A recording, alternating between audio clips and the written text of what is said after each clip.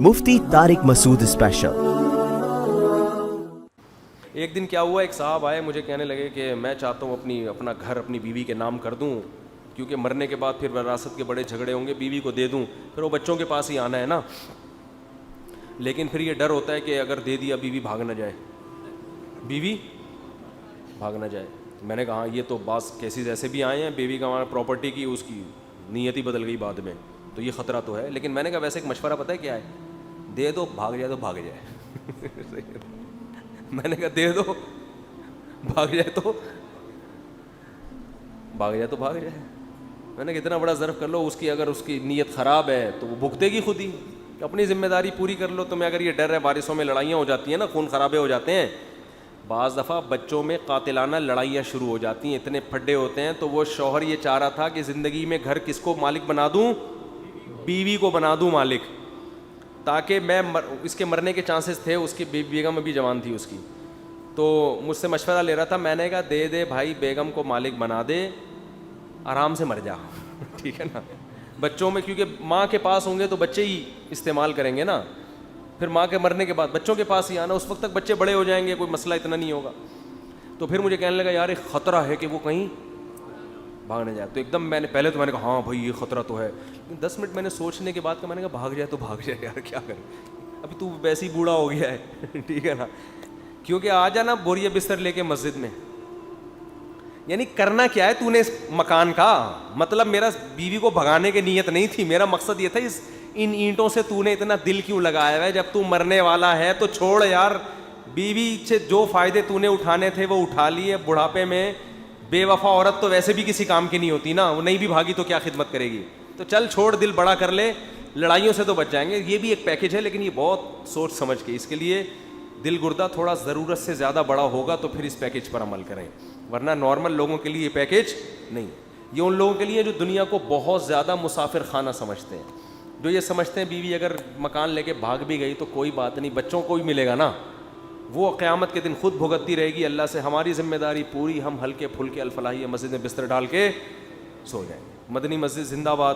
سیروزہ 4 اتنے پیسے رکھ لو کہ 4 مہینے لگا سکو, ہنسی خوشی زندگی گزاریں گے اور کیا. لیکن یہ تھوڑا زیادہ ہیوی ڈوز ہو گئی ہے, اس کے لیے بہت زیادہ دل گردہ بڑا ہونا چاہیے. لیکن بعض لوگوں کا ہوتا ہے ایسا, اتنا بڑا بھی ہوتا ہے کہ بھاگ بھی جائے تو کوئی ٹینشن کی بات نہیں ہے, کوئی بات نہیں, انہی کے لیے بنایا تھا ہم نے.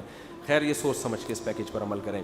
دوسرا گڑبڑ مالدار لوگ کیا, پیسوں کے معاملے میں 1 نمبر بن جاؤ. بس پیسوں کے معاملے میں بولتے کیوں نہیں, 1 نمبر بن جاؤ. لچڑپن جو ہے نا چھوڑ دو, لچڑپن چھوڑ. لچڑپن ہوتا ہے کوئی پیسہ لے لینا, اس سے نکلوانا کسی کے باپ میں طاقت نہیں ہے, چاہے وہ 4 مہینے لگا کے آیا ہوا ہو, چاہے وہ بزرگوں کی خانقاہوں کا منجھا ہوا ہو, حج کر کے آیا ہو, کمبخت پیسے نہیں دے گا آپ کے واپس. لیتے ہوئے ایسا بنے گا جیسے مر رہا ہے, یہ قحط سے مر جائے گا تھوڑی دیر میں, مانگتے ہوئے ایسا ہوگا, ایسی اس کی حالت ہوگی, آپ کہو گے تو مجھے بھی کھا جا, ٹھیک ہے نا, ایسا لچڑپن دکھائے گا.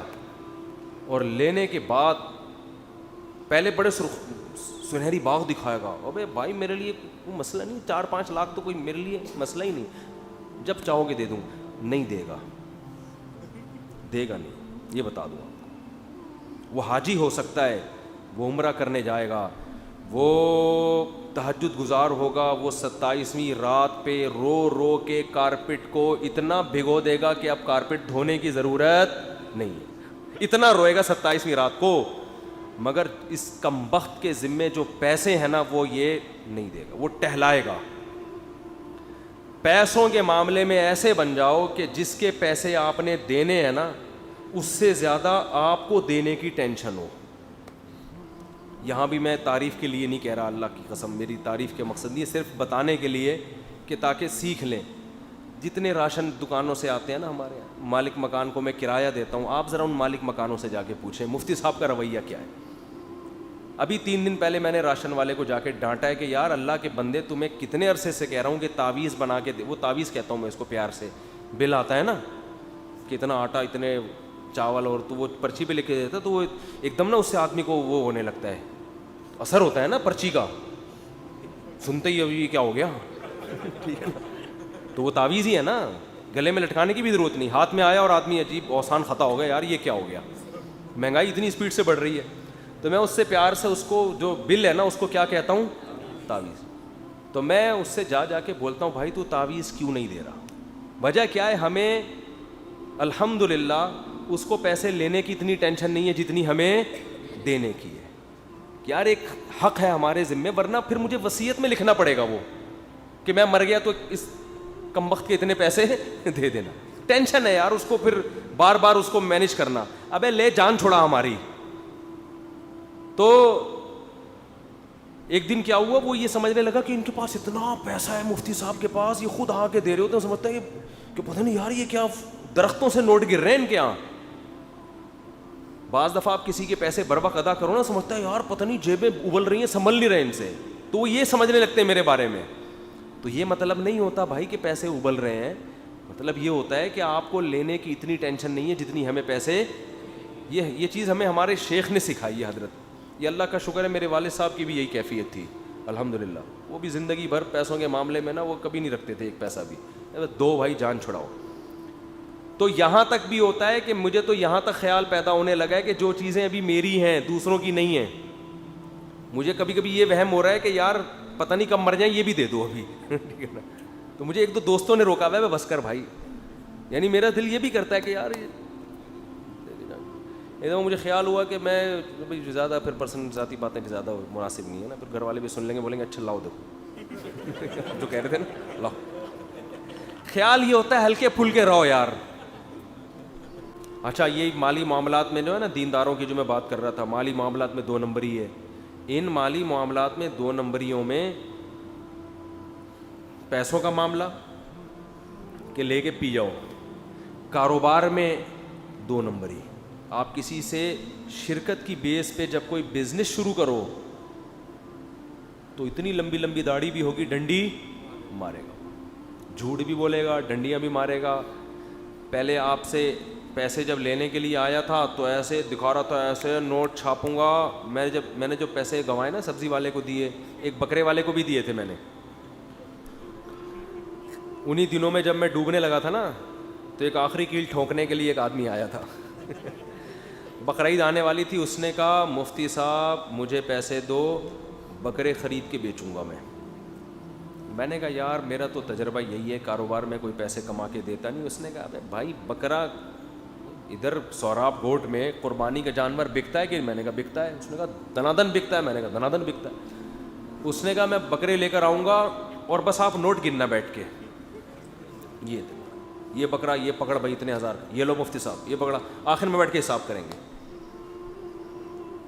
اور وہ بھی چلتا ہوا بزنس اس کا, وہ پیسے بھی اس بکرا ہی مل جاتا نا کوئی ہمیں یہ کسی بکرے کے پائے کٹ کے آ جاتے, وہ بھی آج تک الحمدللہ اس لیے کہہ رہا ہوں کہ تجربہ مل گیا. پتہ نہیں وہ بکرے کہاں گئے. جب میں اس کے پاس گیا نا کہ بھائی وہ کہہ رہے رونے لگا رہے, اس دفعہ پتہ نہیں کیا ہو گیا, دیوالیہ نکل گیا, بزنس کی واٹ لگ گئی, مفتی صاحب اس دفعہ تو بکروں میں ریٹ ہی نہیں ملے, یہ ہو گیا. ایسے قومی ترانے, لیکن نماز کے لیے آ جاتا تھا مسجد میں نماز پڑھنے کے لیے.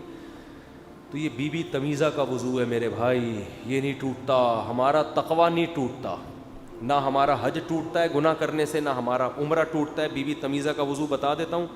ایک بی بی تمیزہ گاؤں میں نماز نہیں پڑھتی تھی. امام صاحب نے کہا بھائی تو نماز پڑھا کر. اس نے کہا وضو کرنا نہیں آتا تو کیسے پڑھوں. امام صاحب نے اس کو وضو کرایا, پورا وضو کرایا, نماز پڑھائی. اور پھر امام صاحب سفر پہ چلے گئے, 8-10 سال کے بعد آئے. بی بی تمیزہ سے پوچھا ہاں بھائی نماز پڑھتی الحمدللہ, ایک دن کا بھی ناغہ نہیں کیا, پڑھ رہی ہوں. اس نے کہا وضو کرتی ہے نا. اس نے کہا وہ تو آپ کرا کے چلے گئے تھے. تو یہ بی بی تمیزہ کا وضو ایسا وضو تھا کہ اس کے 6 بچے ہو گئے مگر اس کا وضو اب تک نہیں ٹوٹا. تو ہمارے حضرت فرمایا کرتے تھے آج مسلمان کا ایمان اتنا مضبوط ہے, اتنا مضبوط ہے کہ یہ حرام کھاتا رہے, مہر پی جائے, بہنوں کی وراثت کھا جائے, کاروبار میں 2 نمبری کرے, گاڑیاں غلط پارک کرے, لوگوں کو تکلیف میں ڈالے, یتیم کا مال کھائے, جھوٹ بول بول کے مال بیچے, اس کا تقویٰ نہیں ٹوٹتا. یہ بی بی تمیزہ کے وضو سے زیادہ پاورفل تقویٰ ہے اس کا. تو یہ خوش فہمیاں ہیں, ان سے ہمیں نکل جانا ہے. معاملات میں 1 نمبر بن کے رہو, کسی کی جیب پہ نظر نہ رکھو اور اپنا معاملہ بالکل صاف ستھرا دینا سیکھو. لو بھائی, تو آپ دیکھو انشاءاللہ اللہ بھی نوازتا ہے. پھر مفتی صاحب میں, اور یہ بھی یاد رکھو کہ سخاوت میں بھی جب کوئی پیسے مانگے نا تو نہ کرنا بھی سیکھو. سمجھ رہے, یا تو دل اتنا بڑا کرو کہ اگر اس نے نہیں دیے تو برداشت کر لو گے. رشتہ دار بھی پیسے مانگ رہے ہیں, قرض مانگ رہے ہیں, تو یہ ذہن میں رکھ لو واپسی کا 1% چانس ہے. تو وجہ کیا ہے, آپ نے قرض دے دیا, وہ واپس نہیں دے گا تو پھر آپ ٹینشن میں آتے ہو. تو یہ ذہن میں رکھ کے دیا کرو, نہیں دیے تو میں برداشت کر لوں گا. اس کو تو نہیں بولو کہ نہیں چاہیے واپس, کو تو بولو. بعض لوگ دے بھی دیتے ہیں, ایسے بھی لوگ مارکیٹ میں ہیں, لیکن اکثر نہیں دیتے. پھر رشتہ داری جڑنے کے بجائے اور زیادہ ٹوٹتی ہے. تو پہلے ہی ذہن میں رکھا کرو. اور اگر اتنا افورڈ نہیں کر سکتے, بولو نہیں ہے بھائی. کیا بولو, یہ اس میں کوئی گناہ نہیں. وہ جو دینے کے بعد معاملات خراب ہوں گے نا, وہ زیادہ گناہ ہے. قرآن کیا کہتے ہیں, قول معروف و مغفرۃ خیر من صدقۃ یتبعها اذی. شروع میں معذرت کر لینا اس تکلیف سے بہتر ہے جو بعد میں ہو. مفتی صاحب جب نماز کا ٹائم ہو جائے اور والد صاحب کا بھی کوئی حکم آ جائے تو نماز پڑھیں, یا پھر ابو کا حکم مانیں. بہت دنوں سے پریشان ہوں, جماعت کی نماز کا ٹائم ہے تو پھر تو جماعت سے نماز پڑھنا واجب ہے. ابا کو بتا دیں, ابا کو انکار نہ کریں. ابو کو بولیں ٹھیک ہے میں نماز پڑھ کے بس 2 منٹ میں آیا, میں یہ کام کر رہا ہوں. یہ نہ کریں میں نہیں کر رہا, بولیں بس 2 منٹ میں آیا نماز پڑھ کے. ابا کو بھی چاہیے کہ جو بندہ اللہ کا نہیں ہے تو ابا کا کہاں سے ہوگا. وہ ابا بھی عجیب ہے. ماں باپ کا تو فائدہ اس میں ہے کہ بچے کو اللہ کے حقوق سکھائیں. وہ اللہ کا بنے گا تو آپ کا بنے گا. آپ مذہب سے ہٹاؤ گے تو انگریز بنے گا, پھر وہ تو مانے گا ہی نہیں آپ کی بات میں. واش روم روک کر نماز پڑھ لینا تاکہ نماز وقت پر ادا ہو جائے. اگر نماز قضا ہونے کا خطرہ ہے پھر تو ہر کنڈیشن میں پڑھنی ہی پڑھنی ہے. لیکن اگر قضا نہیں ہو رہی تو پھر واش روم روک کے نماز پڑھنا مکروہ ہے, حدیث میں منع ہے. تسلی سے پہلے فارغ ہو جائیں, اس کے بعد بے شک جماعت نکل جائے نماز پڑھیں. لیکن قضا ہو رہی ہے تو پھر ہر قیمت میں پڑھ لے. پہلے نماز اگر پڑھ لی ہو تو بس کافی ہے.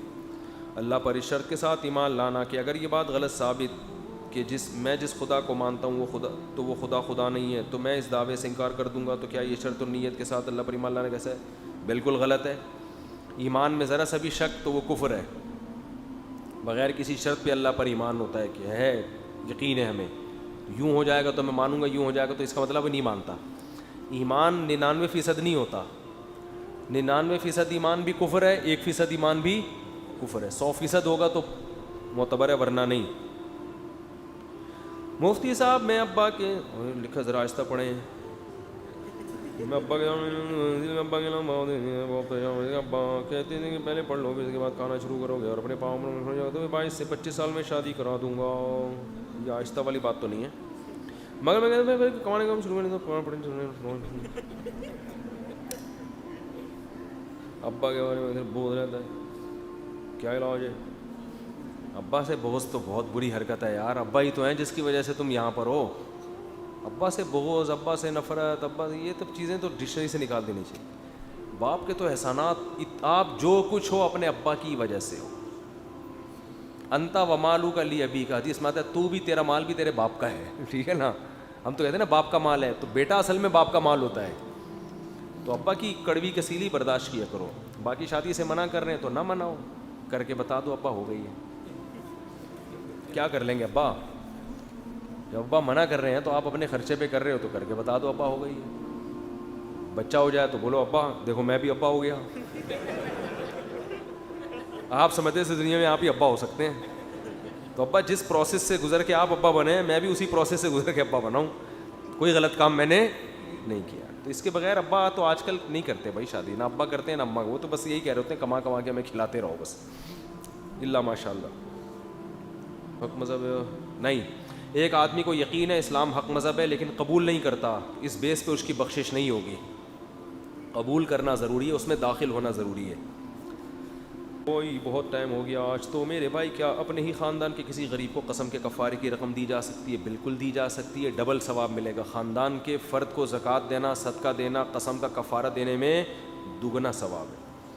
میں ہر مہینہ کمیٹی بھرتا ہوں. جو کمیٹی, بہت لمبا سوال ہے بھائی, سمجھ میں نہیں آ رہا. وہ ویکسین کے بارے میں ہو گیا. اگر شوہر اپنی بیوی سے 2 سال سے زیادہ رابطہ نہ کرے تو کیا طلاق ہو جائے گی؟ نہیں ہوگی. 10 سال بھی رابطہ نہ کرے طلاق نہیں ہوگی. شرعی پردہ کیا ہوتا ہے اور کیسے کیا جاتا ہے بتائیں گے. بہت لمبا سوال ہے, مختصر جواب. ہمارے گھر نامحرم خواتین مثلاً چاچی مامی آتی ہیں جو بالکل بے پردہ ہوتی ہیں, والدہ کہتی ہیں ان سے ملو بات چیت کرو, کیا یہ جائز ہے؟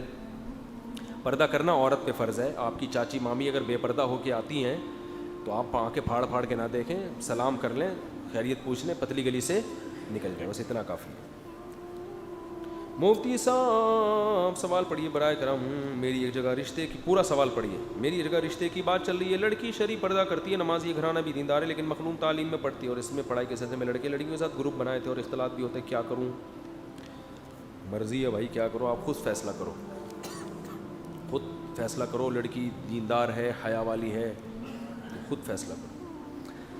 میرے بھائی جو ہر مہینے تنخواہ آتی ہے کیا اس پر زکوٰۃ ہے؟ اگر زکوٰۃ کی جو تاریخ جس دن زکوٰۃ آپ نکالتے ہیں اس دن اگر آپ کے پاس 52.5 تولہ چاندی کے برابر رقم بچتی ہے تو زکوٰۃ نکلے گی, اس سے کم رہتی ہے تو پھر زکوٰۃ نہیں بنے گی. باغ فدق کا حصہ بتا دیں, قصہ سنا دیں. باغ فدق کا قصہ ختم ہو چکا. تلک امۃ قد خلت لہا ما کسبت, یہ قوم تھی گزر گئی, جس نے جو کیا اس کو اس کا ثواب یا سزا, برا کیا تو سزا, اچھا کیا تو ثواب مل جائے گا. یہ قصہ ہو گیا ختم. سمجھ رہے ہو, ہم سے اس بارے میں سوال نہیں ہوگا. اتنی بات ہے, ہمارا صحابہ کے بارے میں ایمان ہے کہ وہ اہل بیت کے حق میں ظالم نہیں تھے.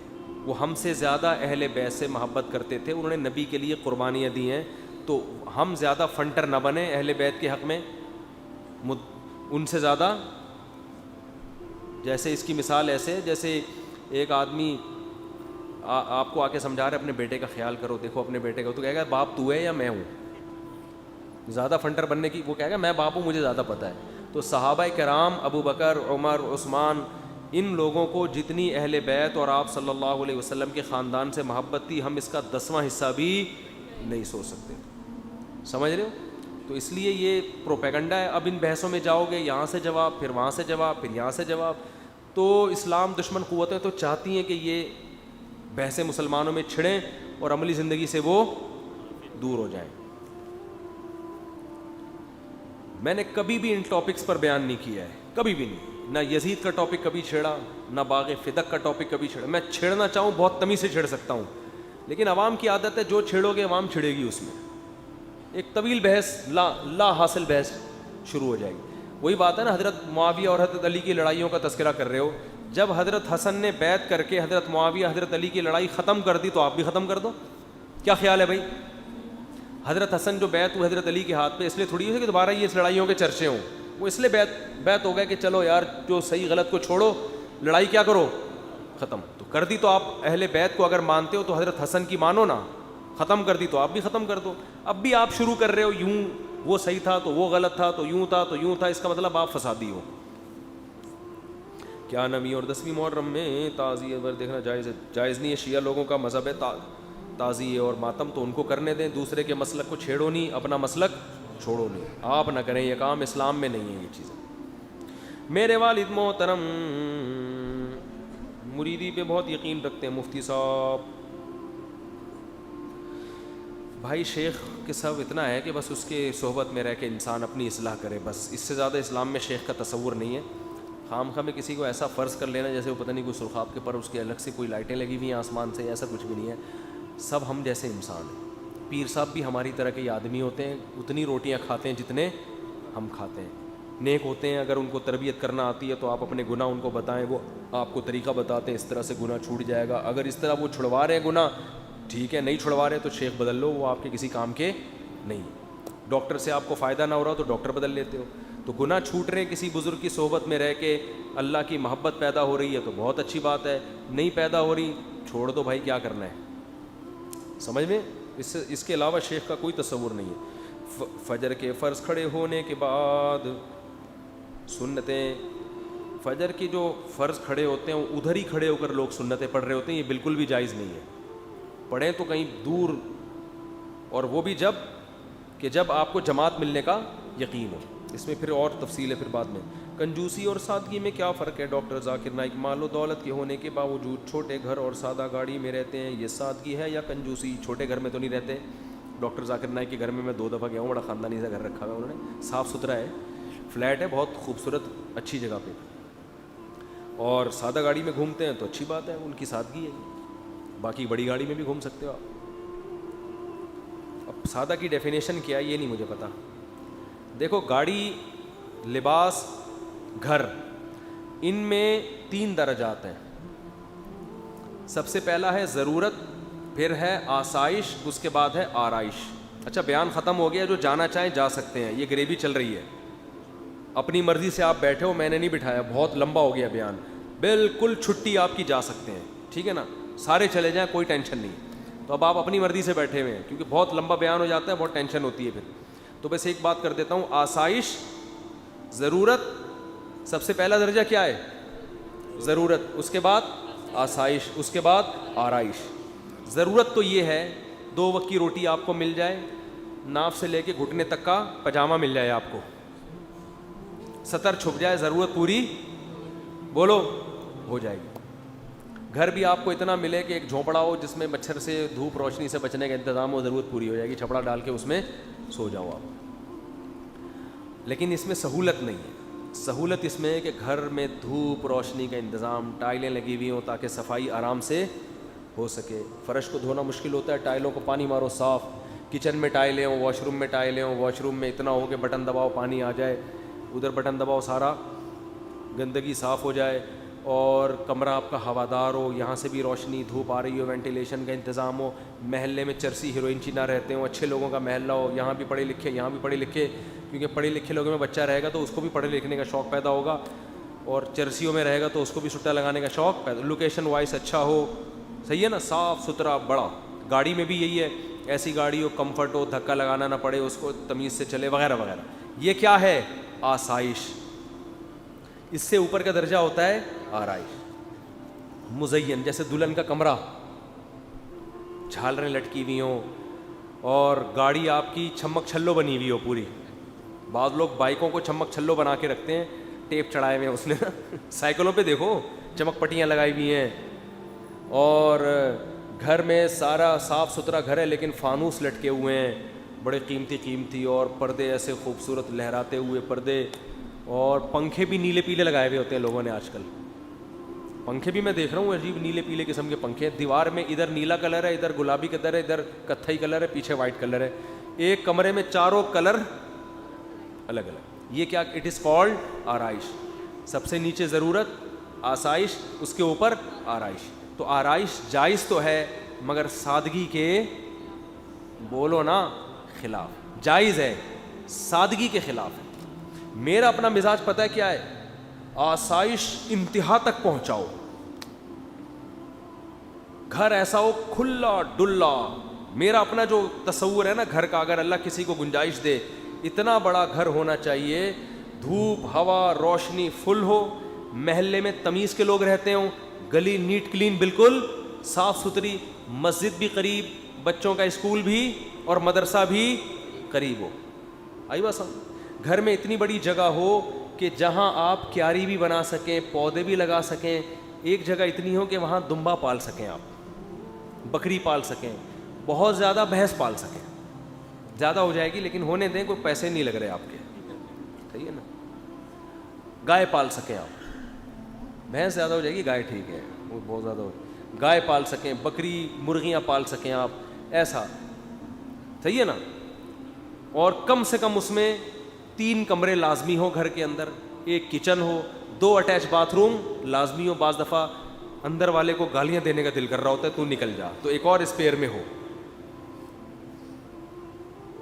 تو میرا یہ ہے کہ اگر اللہ نے گنجائش دی ہے تو آگے اس کے زیادہ اس میں کچھ نہیں کرو, صحیح ہے نا. لیکن لوگ اتنا پیسہ لگاتے ہیں مگر گھر میں یہ سہولتیں نہیں ہوتی. کیوں؟ چھوٹے چھوٹے گھر لے کے نا, کھڈے نما, نہ اس میں دھوپ کا انتظام نہ روشنی کا انتظام. ایک صحن ہوتا ہے اس کو بھی 4 کمرے بنا دیتے ہیں اس میں شو مارنے کے لیے, ہمارا گھر بڑا لگژری, جب لوگ آئیں گے اتنے کمرے, اتنی ٹائلیں, ایسا اور زبردست. اور بھائی یہ کیا مصیبت ہے یار, اتنا بڑا. ہمارا, میرے والد صاحب کے ساتھ ہم جس گھر میں رہے ہیں اس میں بڑا صحن تھا, اتنا بڑا صحن تھا ہمارا, اس کی وجہ سے ہمارا بچپن بہت اچھا گزرا. صحن میں ہم کھیلتے تھے, دوڑتے تھے, بھاگتے تھے, ٹینی نانا والی گاڑیاں چلا چلا کے مارتے تھے ایک دوسرے کو نا, اسی میں مارم پیٹی بھی کھیلی ہم نے, اسی میں میں نے اپنے پودے لگانے کے شوق پورے کیے. सूरज मुखी के फूल लगाए मैंने अपनी क्यारी में, इतने बड़े फूल हो गए थे। फिर हमने जनाब उसमें मुर्गियाँ भी पाली, उसमें जनाब हमने जितने शौक़ होते हैं ना बच्चों के वो सारे, क्योंकि खुला डुल्ला सहन था, लेकिन हम उसमें देखते कि लोगों ने पूरे घर पैक किए हुए होते हैं। तो ये बेवकूफ़ों वाली बात है। घर 3 कमरे हो, बहुत ज़्यादा 4 कमरे हो गए, सादा घर हो, खुला सहन लाजमी ज़रूरी है, हवा धूप का इंतज़ाम हो उसमें। नबी सल्लल्लाहु अलैहि वसल्लम ने दुआ मांगी, अल्लाहुम्मा वस्सि ली फ़ी दारी, अल्लाह मेरे घर में कुशादगी पैदा कर दे। कुशादा घर अल्लाह की नेमत है। जो मैंने कहा यार थोड़ा आबादी से दूर लिया, उन्होंने कहा आबादी से दूर होने में कोई नुकसान नहीं है, गाड़ी में 20 मिनट लगते हैं शहर के अंदर पहुंचने में, हाईवे पे आ जाओ बस पहुंच जाओ। ये 600 गज़ के घर का कहने फ़ायदा ये हो गया, उसी घर में खरबूजे लगाए हुए हैं, उसी में उन्होंने बकरियां भी पाली हुई हैं, उसी में बड़े बड़े कमरे बनाए हुए हैं, उसी घर में उन्होंने जनाब ऐसे चारों तरफ खूबसूरत पौधे लगाए हुए हैं, इतना मज़े की हंसी खुशी ज़िंदगी गुजार रहे हैं वो। अब ज़ाहिर है शहर के बाहर आपको बड़ी जगह मिलेगी, शहर के अंदर जब आप आएंगे तो उन पैसों पे आपको इतना सा पोर्शन मिलेगा, उसमें आप पान का पत्ता नहीं रख सकते, पौधा क्या लगाओगे आप, बहुत ज़्यादा हो गई आज।